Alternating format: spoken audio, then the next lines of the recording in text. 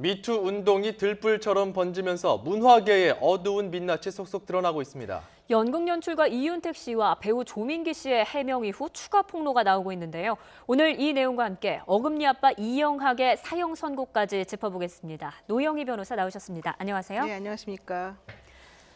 네, 해명을 한다고 했는데 하루도 빠짐없이 추가 폭로가 나오고 있습니다. 주제와 보시죠. 제 더러운 욕망을 억제하지 못해서 생겨질 수도 있습니다. 사죄드립니다. 네.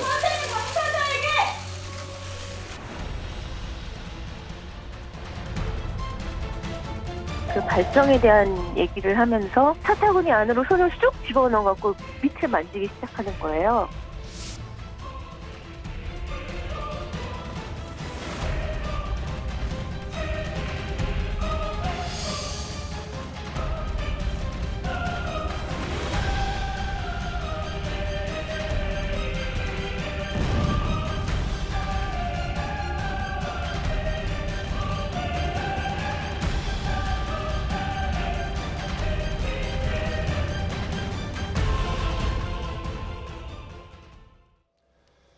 네, 사과 기자회견 전에 이런 것까지 연출을 했네요. 더 불쌍해 보이려고 리허설까지 했다는 거예요. 그러니까 그 오동식 그 연희당 거리패 배우 겸 연출가가 자신의 SNS를 통해서 이제 밝힌 내용인데 사실 그 물론 이제 미흡한 사과였지만 그럼에도 불구하고 어쨌든 사과를 했다 이제 우리는 그렇게 받아들이지 않았었습니까? 그런데 알고 봤더니 그것 자체가 사실은 본인이 그동안 깨해왔던 연출, 그러니까 연극의 연출과 같은 것이었다. 특히 그 변호사에게 형량이 얼마나 될지 물어보고 또한 그 7명 정도 본인의 이제 지인과 같이 모여 대책회의를 7회에 걸친 대책회의를 하면서 불쌍한 표정을 지어야 된다라고 하는 요구를 받고 뭐 표정 연습을 하는 등 여러 가지로 봤을 때는 이제 지옥의 아수라장이었다. 또 본인이 보기에는 괴물이었다. 이제 이런 얘기를 지금 하고 있는데요. 이 말이 정말 사실이라고 한다면은 정말 더 2차적인 추가 충격이라고 하는 것이 우리 입장에서는 어쩔 수 없는 그런 느낌이어서 지금 나오고 있는 저 부분도 그 폭로 내용을 토대로 좀 재구성된 화면들이거든요. 네. 뭐 기자회견 리허설을 하자고 얘기를 하니까 예상 질문을 해봐라. 마치 뭐 선거를 앞둔 어떤 후보가 미리 어떤 토론회 연습을 나가듯이 성폭행 제보가 있는데 사실입니까? 거기에 대해서 대답도 하고요. 선생님 표정이 불쌍하지 않아요. 뭐 이렇게 하면 어떠냐 하면서 그 서로 합을 맞춰봤다는 거죠. 근데 어쨌거나 지금 이 배우의 폭로이고 이제 주장인데 이런 상황에서 우리가 이걸 또 어디까지 또 이해하고 또 받아들이고 수용해야 될지 사실 지금 나온 것만으로도 벅차거든요. 맞습니다. 사실 이제 지금 추가 폭로가 연이어서 이어지고 있는데 그 내용이나 수위 같은 것들이 상상을 초월하는 것이기 때문에 우리들이 일반적으로 받아들이기 매우 어려운 상황인데 이제는 아예 예행 연습까지 하면서 본인에 대해서 법적인 처벌이 어렵다라고 하는 것을 인지한 상태에서 대국민 사기극을 벌였다라고 하는 게 사실 이 사건의 핵심이 아닌가라고 생각이 들거든요. 그리고 특히 이제 이윤택 씨가 뭐 극단 그 연희당 거리패는 이제 그만두겠다라고 얘기를 했지만 사실 알고 봤더니 그것도 본인이 뒤에서 배후 조정을 하고 당분간 사람들의 이제 눈에서 조금 사라지는 정도로만 눈 가리고 아웅하는 식으로 운영하려고 했었던 그런 잠잠해지면은 다시 오자. 다시 나오자. 그러니까 정황이 드러났기 때문에 사실 이런 식이라고 한다면 이분은 정말 진정성 있는 사과 이 사과라고 하는 건 있을 수 없는 일이고 더군다나 본인이 성추행이나 성폭행 사실을 이 예행 연습을 하는 과정 중에서 또 인정을 했다라고 얘기를 하고 있거든요.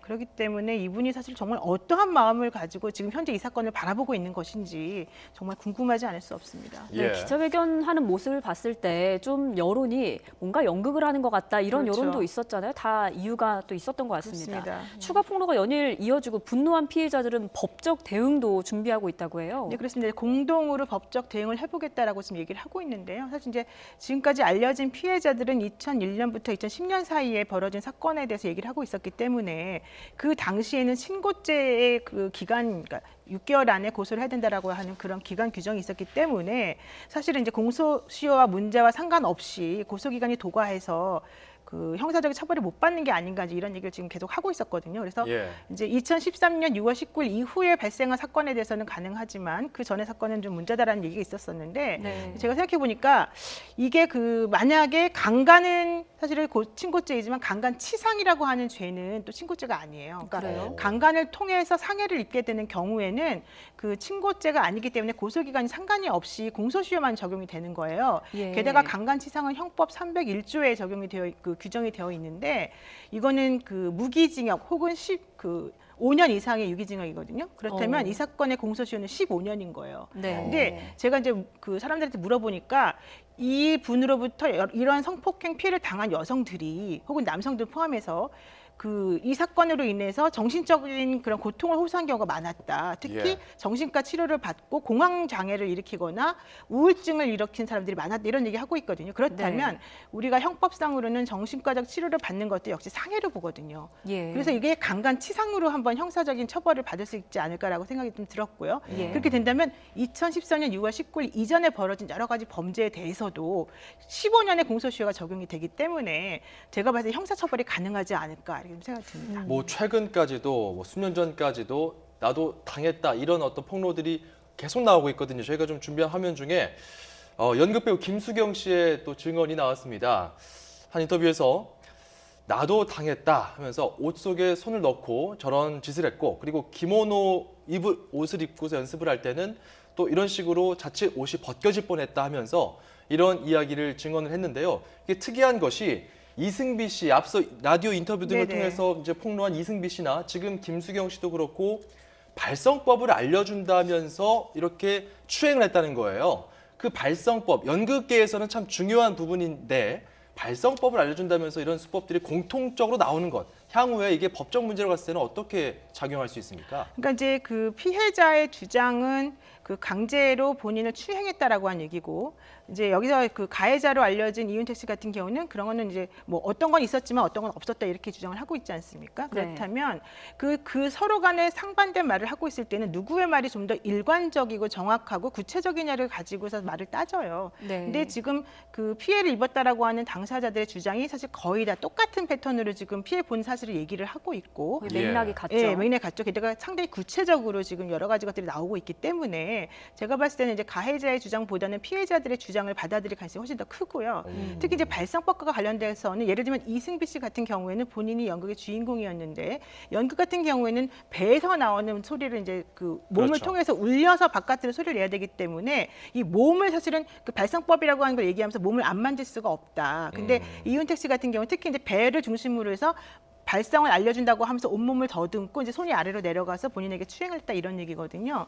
그렇다라고 한다면은 실질적으로 그러한 발성법을 알려준다는 그 행위 자체로부터 개연성 있는 그런 추행이 가능하기 때문에 예. 제가 봤을 때는 충분히 그 피해자들의 피해 사실을 인정할 수 있지 않을까 좀 생각이 듭니다. 네. 네, 또 그런가 하면 조민기 씨도 이윤택 씨와 비슷한 수순을 밟고 있어요. 어제는 아니라고 해명을 그렇죠. 했는데 네. 또 오늘 그 해명을 보고 추가 폭로들이 계속해서 나오고 있잖아요. 그러니까는 2016년, 뭐 17년에 그 있었던 여러 가지 사건에 대해서 학교에서 그 어떠한 그 SNS를 통해 가지고 사실은 2017년 초에 이제 조민기 씨가 그동안 여러 방식으로 해왔던 학생들에 대한 추행 사실이 이제 알려졌는데 조민기 씨는 그 사실이 알려지자마자 본인은 도의적인 책임 때문에 그리고 또 사실은 그것과 관련해서 뭐 협박을 받았는데 피해 학생들과 가족을 생각해서 그냥 조용히 넘어가기 위해서 사표를 그냥 낸 것이다. 그랬는데 학교에서는 조사를 하겠다는 이유로 본인의 사표를 받지 않았었다가 최근에는 피해자가 나타나지 않아서 그냥 이걸 정리하기로 했고 그래서 본인은 해임당한 것이 아니고 사임한 거다라는 이제 입장을 냈었지 않습니까? 네. 예. 그랬는데 그러한 내용의 그 공식적인 얘기가 나오고 나니까 그 졸업생들을 중심으로 해서 조민기 씨가 한 것은 전부 다 거짓말이다. 그동안에 우리에게 했던 행동은 이러이러한 것이다라고 하는 내용이 아주 구체적인 진술을 통해서 지금 나오고 있는데 아주 세세하더라고요. 바로 저 네. 장면입니다. 배우 송하늘 씨가 폭로를 했습니다. 수업하러 오는 날이면은 오피스텔로 여학생들을 불렀고 저런 행위를 했다는 겁니다. 술에 취한 상태였다고도 하고요. 자, 그리고 다음 또 내용을 보면요. 노래방에서도 마찬가지였고 심지어 이제 정치권에서 한동안 문제가 됐었던 발언, 돼지 발정제 이야기까지 언급하면서 성적인 농담을 아무렇지 않게 했다. 학생들이 이런 이야기를 들었다는 것이고요. 그는 절대적인 권력이었고 캠퍼스의 왕이었다. 네. 아무래도 너무 알려진 배우다 보니까 이제 연극 영화계에 진출을 하려는 배우 지망생들에게 있어서는 그들의 말 한마디 한마디가 그 평판에도 영향을 주잖아요. 그렇죠. 그러다 보니까 지금 이런 것들을 당시에는 말을 못했다 이렇게 이해해야 되는 거죠. 그렇죠. 송하나 씨 같은 경우에도 왜 이제서야 그런 얘기를 하느냐라고 한 얘기를 하고 나니까 사실 그런 말을 할 수 있는 상황이 아니었고 그는 절대 권력을 가진 사람이었는데 내가 지금 현재 대학로에 있는 그 소극장에서 연극을 지금 처음 시작하려고 하는 신입 배우로서 과연 그게 네. 가능했겠냐 이런 얘기를 하고 있고요. 예. 또 그런 것들에 대해서 학교 다닐 때 이의를 제기하게 되면 F학점을 주겠다라고 협박을 하고 다른 선생님들을 통해서도 같은 식으로 점수를 주지 말라는 그런 압력을 행사했다 이런 얘기가 있거든요. 어허. 그러니까 그렇기 때문에 현실적으로 봤을 때는 아마 이 조민기 씨가 행동했던 여러 가지 것들이 학생들 입장에서 봤을 때는 저항할 수 없는 권력으로 받아들여졌을 가능성이 크고요. 예. 특히 조민기 씨가 청주대학교를 나왔거든요. 그러니까 예. 모교 출신의 그 국민적으로 알려져 있는 큰 배우이기 때문에 학교에서도 아마 그의 행동을 저지하거나 제압하지 못했던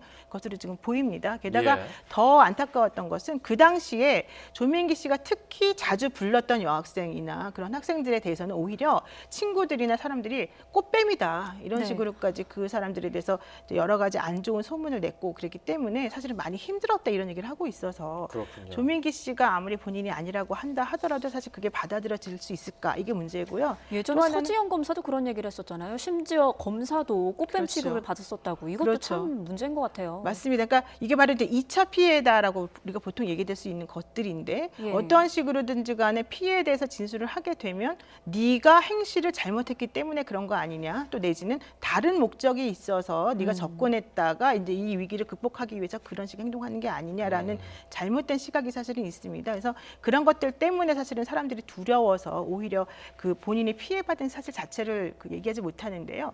예컨대 이윤택 씨 같은 경우에도 단지 그대가 여자라는 이름만 이유만으로라고 예. 하는 그 영화를 각본을 썼지 않습니까? 네. 그게 바로 1990년대에 만들어진 영화인데 그 영화에도 똑같은 방식으로 여성이 2차 어허. 피해를 입습니다. 그러니까 그런 것들을 다 알면서도 그런 행위들이 여전히 이루어지고 있었다는 게 문제인 거죠. 자, 네. 지금 이런 가운데 충북 경찰청은 조사를 시작했습니다.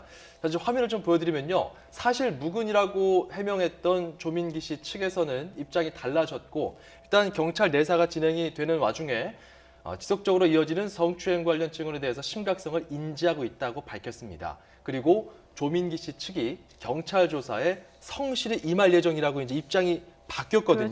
그렇죠. 예. 향후 경찰 조사에서 경찰은 좀 어떤 점에 대해서 중점적으로 파악하고 그리고 어떤 점은 또 신중해야 될까요? 그렇죠. 그러니까 이제 조민기 씨 입장은 사실 소속사를 통해서 나왔던 것들인데 그 아직 그 사실이 아니다라는 식으로 처음에 부인을 했었었고요. 그러면서 만약에 잘못된 사실을 허위 보도할 경우에는 엄중 대처하겠다라고 한 얘기를 이제 그동안 했지 않습니까? 예. 그렇다면 그동안에는 사실은 전부 다 부인하고 있는 것인데 오늘 이제 나온 입장은 일단은 인지하고 있다 상황 자체를 그리고 성실히 임하겠다라고는 했지만 본인이 성추행했다는 걸 인정한 건 아니에요. 그렇기 때문에 피해자들과의 말이 사실은 다르다라고 볼 수 있고요. 만약에 저런 상황이라고 한다면 경찰에서는 양쪽의 진술을 다 들어보고 그 진술 중에서 어떠한 말이 맞는 것인지를 판단하기 위해서 정황 증거들을 수집할 수밖에 없습니다. 예. 왜냐하면 강제추행과 같은 그런 행위에 대해서는 직접적으로 그 목격한 사람이 있지 않는 이상은 사실은 양 당사자의 말밖에 있을 수가 없기 때문에요. 그렇지만 지금 피해자들의 구체적인 증언에 따르면 1대1로 그 있을 때 조민기 씨가 추행한 것도 있지만 뭐 여학생 2명을 불러다가 그 오피스텔에서 술을 마시면서 뭐 한 행위라던가 예. 아니면 집에 가지 말고 여기서 자라라고 하면서 했던 행위라던가 또 그 피해 여학생의 남자친구와 같이 한번 오라고 해서 뭐 남자친구에게 술과 함께 약을 먹여서 취하게 한 다음에 자기를 추행하려고 했던 행위라던가 이런 여러 가지가 있기 때문에 네. 아마 제가 봤을 때 목격자가 이제 꽤 있는 것으로 지금 보여져요. 네. 이렇게 된다면 조민기 씨 혼자 이제 부인하는 상황이 되고 나머지는 객관적인 증거들과 뭐 여러 가지 것들이 같이 있는 상황이기 때문에 훨씬 더 무게중심이 피해자들의 주장을 이제 인정하는 쪽으로 갈 수밖에 없죠. 근데 이제 예. 아직까지 이 경찰서에서는 고소나 고발이 정식으로 들어온 건 없다라고 이제 얘기를 하고 있지만 사실 이 사건은 2013년 이후부터는 그 친고죄가 아니기 때문에 언제든지 내사가 가능하고 인지하면 곧바로 수사할 수 있기 때문에 경찰이 앞으로 어떤 식으로 이제 조치를 취할지는 좀 봐야 될 것 같습니다. 신고가 들어오지 않아도 내사가 진행될 수 그렇죠. 있다. 예, 가능합니다. 그리고 만약 고소나 고발을 진행한다면 다 같이 모여서 집단 행동을 하는 게 더 유리하겠군요. 그렇죠. 그게 훨씬 더 유리하죠. 왜냐하면 이제 한 명이 주장하는 것 하고 여러 명이 같은 패턴으로 이런 식으로 피해를 입었다라고 주장하는 것이 이제 다른 상황이 되는 것이고요. 네. 그렇게 되면 이 사람이 이제 상습적으로 성추행을 한 사람이 되기 때문에 죄질이 훨씬 더 나쁘다라고 보여지거든요. 만약에 인정이 된다면 피해자에 대한 정신적 피해 보상은 어떤 식으로 진행되는 겁니까? 이제 그 형사적인 처벌과는 별도로 그 민사적으로는 이런 행위를 불법 행위라고 이제 우리가 이름을 짓는데요. 이런 불법 행위의 경우에는 그 가해자가 누구인지 안 날로부터 3년, 그리고 혹은 그러한 사건이 있었던 날로부터 10년, 이 3년과 10년 중에서 어떤 것이 먼저 도래하느냐에 따라서 먼저 도래하는 날을 기준으로 해서 이제 그 소멸시효가 진행이 되는데요. 예컨대 이제 가해자가 누군지 조민기 씨가 뭐 선생님이니까 당연히 가해자가 누군지 알았겠죠. 예. 그 때로부터, 그러니까 추행을 당한 때로부터 3년이 지나지 않았다라고 한다면 정치적 손해배상 청구가 가능하다고 봅니다. 자, 지금 이런 상황에서 사실 그 언론에서도 상당히 조심스러운 것이 이게 이제 법적인 그렇죠. 부분으로 들어가게 되면 이제 피해자들의 이야기를 충분히 또 수렴하면서도 동시에 조민기 씨 측 이야기도 들어봐야 되는 것 아니겠습니까? 그렇죠. 이런 시점에서 참 이런 점은 보도하는 사람들이나 그리고 바라보는 국민들도 어떻게 좀 바라보면 좋겠나, 이 사안에 대해서 좀 정리해 주신다면 어떨까요? 이제 이 사건, 이런 식의 사건을 다룰 때 정말 조심해야 되는데요. 근데 제가 이제 물론 피고인들 쪽 변호를 많이 하다 보니까 느끼는 것이기도 합니다만은 이런 사건은 사실 선정적이고 충격적인 내용들이 많이 포함되어 있기 때문에 일단 그러한 식의 폭로가 이제 생기게 되면 사람들이 먼저 그 폭로 자체에 되게 집중하는 경우가 많고요.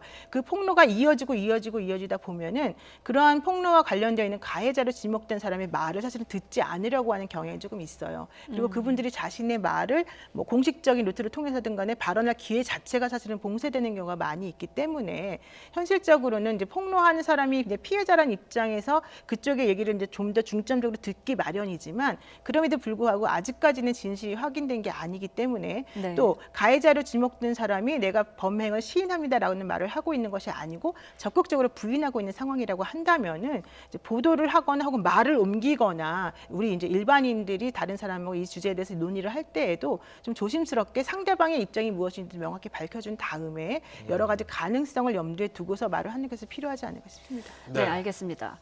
어쨌든 이렇게 일파만파 번진 성추행 사건이 오늘 운영위에서도 도마 위에 올랐습니다. 지난해 문 대통령의 뉴욕 방문 기간에 발생한 경호처 파견 해군 부사관의 인턴 성희롱 사건도 관심을 모으고 있는데 오늘 경호 차장이 사과를 했습니다. 들어보시죠. 이 자리를 빌어서 그 상처를 준 피해자 및 가족분들께 다시 한번 송구한 마음으로 성실히 답변할 수 있도록 하겠습니다. 네, 지난 순방 때 출국 전에 수행원들에게 수행원 행동 지침 교육을 실시한 바는 있으시죠? 그 수행원 행동 지침은 그 인턴 등 그 현재 지원 인력에 대한 공무의 호출 및 사적 지시 금지 등 뭐 이런 형태의 여러 가지 분야의 교육 내용이 되겠습니다. 네. 작년 9월 23일 17시경에 공항에 도착을 했고 예. 그 사무실 복귀한 이후 20시부터 바로 조사가 시작됐습니다. 경호처는 어떤 조치를 취하셨나요? 가해자뿐만 아니라 그 자리에 동석해 있었던 모든 인원들에 대한 감사한실 조사를 시작을 했습니다. 참 여기저기서 참 수면 위로 올라오고 있는데 부끄럽습니다, 여기에 진짜. 경호처 직원에 대해서 물징계가 아니냐 이런 논란도 있었습니다. 네, 그렇습니다. 근데 그것에 대해서는 해명을 좀 했죠. 그래서 이게 2017년 9월 21일에 그 문 대통령의 그 뉴욕 방문 중에 이제 일어난 일이었는데 파견된 부사관이었습니다. 그렇죠. 이제 예. 경호처 파견 해군 부사관이 저지른 일인데 예. 이게 9월 21일에 그러한 식의 그 현지 인턴을 상대로 한 성추행이 있었었고 현지 인턴이 문제를 제기하자마자 그 2017년 22일 날 이제 귀국 조치를 내렸고요. 그 다음 날 그리고 9월 23일 날 5시에 공항에 도착을 해서 저녁 8시부터 곧바로 이 사람에 대해서 이제 조사가 시작이 되었다. 그리고 더 중요한 건 이 해군 부사관에 대해서만 조사가 이루어진 게 아니고 당시 동석했었던 사람이 8명 정도가 되는데 예. 그 8명에 대해서도 같이 조사를 하면서 특히 징계가 이 해군 그 부사관에 대해서는 정직 3개월이라고 하는 징계를 내렸고 나머지 8명 중에서 4명에 대해서는 이제 상관으로서 사람으로서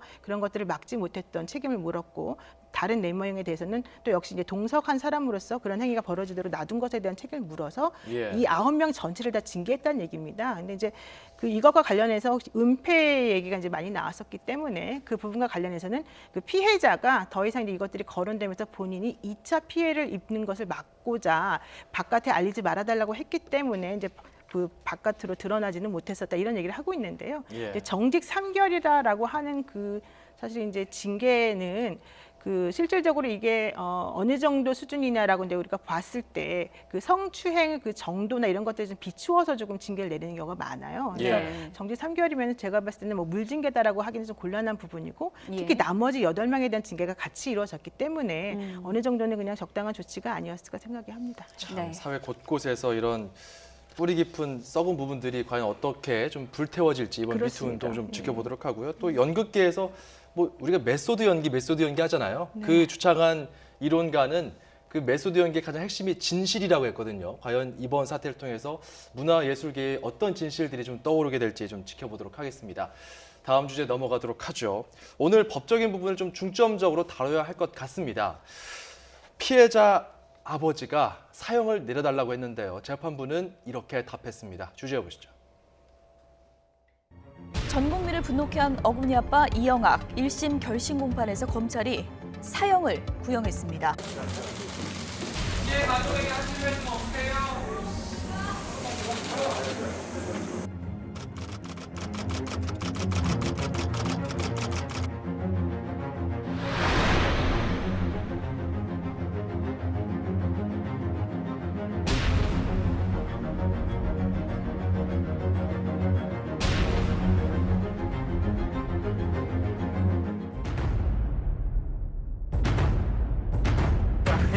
홈페이지 오시면요. 아니 홈페이지 오시면요.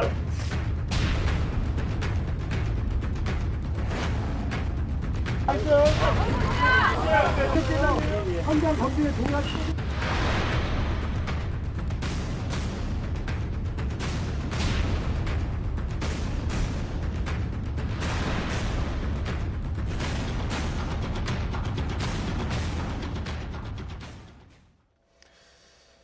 네, 피고 이영학 사형 이렇게 구형이 결국 됐네요. 근데 사실 사형이라고 하는 것은 아까 이제 처음에 서두에 말씀하신 것처럼 20년 동안 집행이 되지 않을 만큼 우리 법조계는 살아는 있지만 현실적으로는 진행되지 않고 있는 그러한 형벌인데요. 그 나라는 다른 사람의 목숨을 뺏는 것 자체에 대해서 처벌을 하는데, 그러면서 오히려 그 처벌이라는 것을 명목으로 해서 그 피고인의 목숨을 빼앗는 것이 과연 타당한 것인가, 이제 예. 그런 사실 이제 철학적인 문제에서부터 시작을 합니다. 사형이라고 하는 걸 해야 되는지 말아야 되는지에 대해서.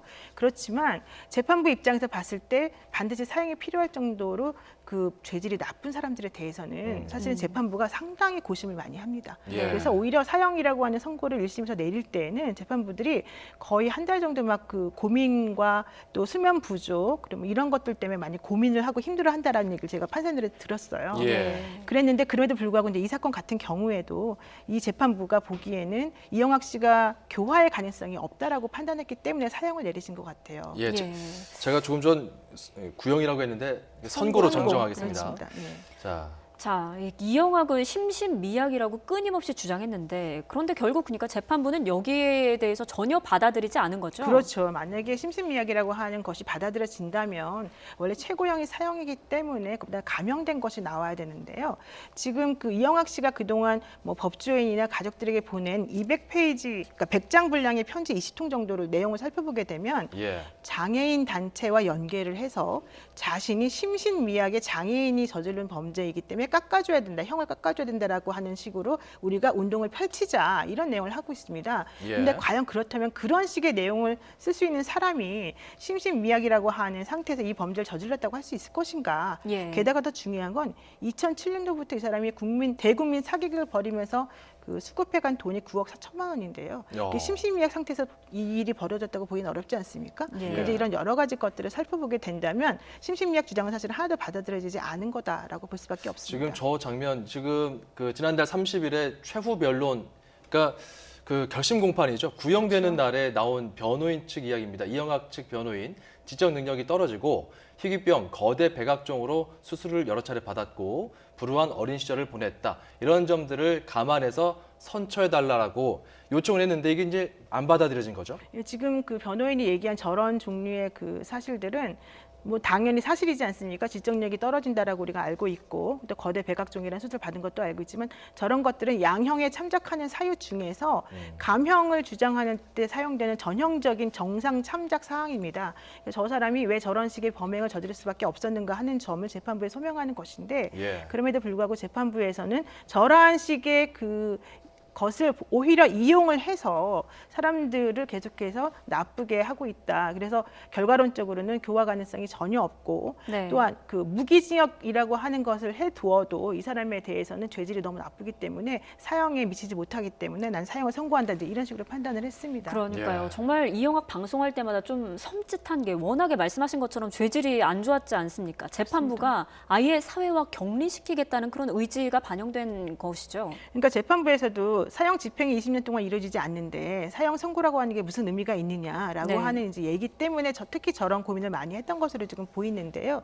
뭐 우리나라 같은 경우는 사실 뭐 가석방 없는 종신형 이런 제도가 사실은 없지 않습니까? 그래가지고 그냥 무기징역이라고 하는 것이 나중에 혹시 좀 그 교도소에서 수감 생활을 하면서 좀 그 정상적인 생활을 하고 잘 뉘우치는 것 같으면 또 깎아주기도 해요, 유기징역으로. 그렇기 때문에 그런 식으로 깎아주는 것을 아예 미연에 방지하고자 아마 사형을 선고한 것 같고요. 그 재판부에서는 그 이영학 씨가 처음부터 보여준 태도 전부 다가 연극적인 행동이었고 실질적으로 진정한 의미의 그런 반성하는 것이 아니었다라고 판단을 한 것 같습니다.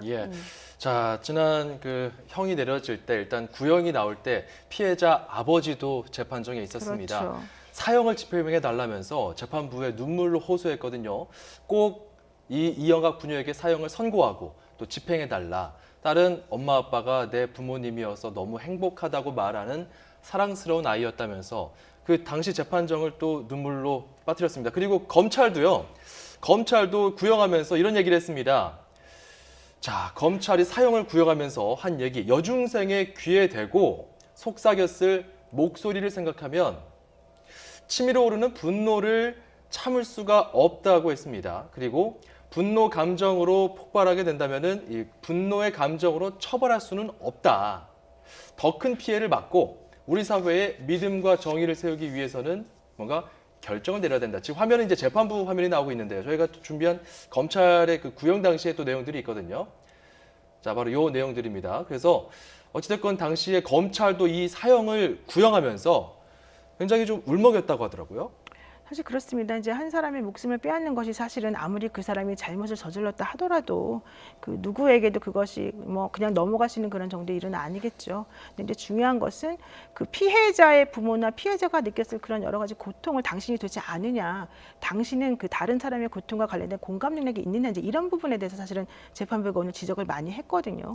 게다가 그 이영학 씨의 딸에 대해서도 아직 15살밖에 되지 않은 소년이긴 하지만 그럼에도 불구하고 아버지가 딸의 친구를 유인하라고 했을 때 그 친구가 어떠한 식의 그런 그 피해를 입을지 분명히 알면서도 그런 행동을 했다는 것에 대해서는 정말로 너도 정말 책임이 크다, 이제 이런 입장을 보이면서 결과적으로 형을 선고했는데 이런 여러 가지 것들을 보았을 때는 이영학 씨가 주장한 모든 것들이 아마도 이 사회에서는 정말 도저히 용인될 수 없는 수준의 그런 최악의 범죄다라고 하는 것을 모든 사람들이 인정하고 있는 게 아닌가 생각이 듭니다. 여쭤볼게요. 그 아버지와 이 검찰의 울먹임과 부르짖음, 오늘 재판부가 뭐 추악하다, 잔인하다라는 표현까지 쓰면서 선고를 했는데요. 여기에 응답한 것으로 봐도 되는 것인지, 그리고 이영학 측에서 또 항소할 가능성도 있는 건지 좀 짚어주시죠. 네, 그렇습니다. 일단 이영학 씨 입장에서는 당연히 무조건 항소를 할 것 같습니다. 왜냐하면 이제 사형이 선고된 경우에는 사실은 다 그냥 거의 자동적으로 항소를 한다라고 볼 수밖에 없고요. 이영학 씨가 1심부터 계속 주장해왔던 것은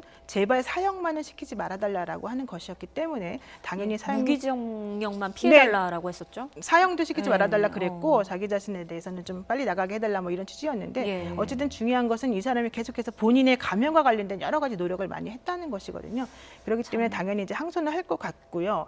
이제 항소를 한다고 하면 보통 1심에서 사형이 선고된 사건의 경우에는 2심에서 사실은 무기징역으로 감형되는 경우가 사실은 상당히 많습니다. 그렇습니까? 일반적으로. 예. 그런데 이번 사건 같은 경우는 2심 재판부가 어떤 판단을 내릴지는 잘 모르겠어요. 네. 그래서 사실은 이제 아직까지 조심스럽지만 이 오늘 선고가 난 다음에 이제 사람들의 반응이나 법조계 반응을 살펴보더라도 사형이라고 하는 것은 정당한 그런 판결이 아니었나라는 입장이 더 훨씬 많은 것으로 보아서는 국민 대다수가 아마도 이 사람이 저지른 범죄에 대해서 상당히 끔찍하게 생각하고 있는 것이 아닌가 싶습니다. 예. 네, 그런데 사형을 선고했다고는 하지만 우리나라에서 이게 실제로 집행되는 경우는 거의 없잖아요. 20년 그 이전에 있었던 것 같은데 사형제도의 존폐에 대해서도 많은 이야기가 나오고 있어요. 그러니까 1997년도에 사형 집행이 한번 이루어지고 난 이후에 지금 21년째인데 사실은 한 번도 사형 집행이 이루어지지 않아서 네. 왜 집행도 하지 않는 사형을 선고하느냐라고 하는 얘기가 이제 있습니다만은 그럼에도 불구하고 저는 기본적으로 사형이라고 하는 그런 형벌이 가지고 있는 그런 상징성 이런 것들은 좀 의미가 있다라고 보고요. 어떤 네. 상징이 있을까요? 그러니까 기본적으로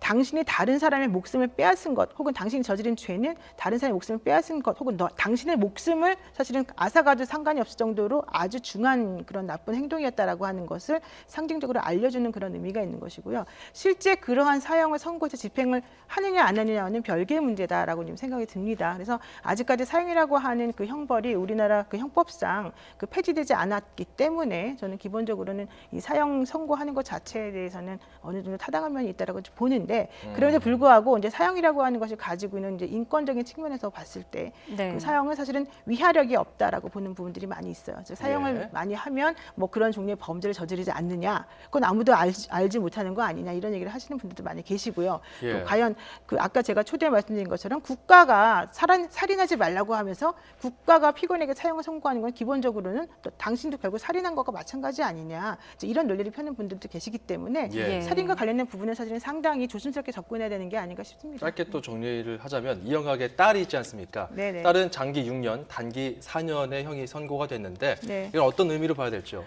이 딸에게 이제 가해진 얘기는 사실은 그 친구인 미성년자를 유인하고 그다음에 사체를 유기하는 데 있어서 아버지의 범죄를 도와주었다라고 하는 방조 혐의가 이제 적용이 된 거고요.